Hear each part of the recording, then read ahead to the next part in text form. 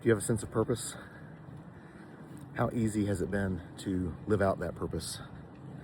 Well, we're going to look at that in today's promise. It's day 26, 30 days, 30 promises of God. Today's promise comes from Romans 8:28. Here it is in the NLT. And we know that God causes everything to work together for the good of those who love God and are called according to his purpose for them. Here it is in the CSB.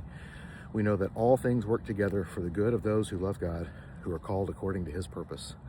So we read it in two different versions. We ask, what's it say about God? What's it say about people? What am I going to do about it? Who am I going to tell about it? Pause the video, answer those 4 questions on your own.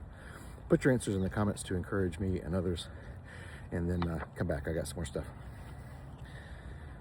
So Romans 8 is a favorite chapter of many out of the whole Bible.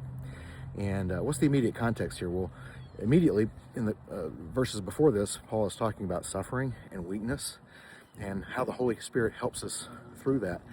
But the greater context of chapter 8 is the saving work that Christ does through the Holy Spirit.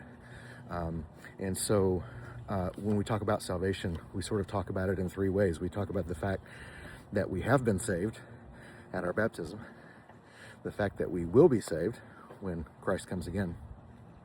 But then there's this period in the meantime where we are being saved, and that's the work that the Holy Spirit is doing in us, constantly renewing us, constantly restoring things, constantly helping us grow and change and more align with God's purpose for us.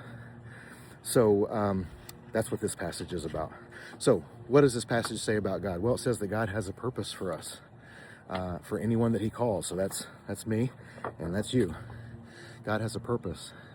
What does it say about people? Well, it says that those of us who are called, we have this purpose, and that everything in our lives, good and bad, is working together for the good of us who are living out that purpose.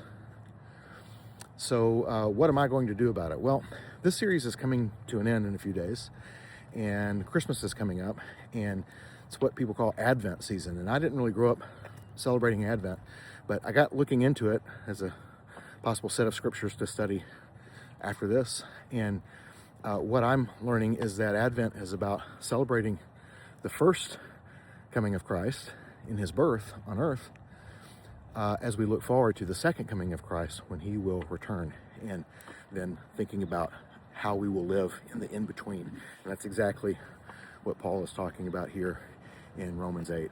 So I'll be preparing that Advent season for us coming up to take a look at. How did you answer these questions? Put your answers in the comments. Share some encouragement. Share this with somebody else. And I'll see you tomorrow.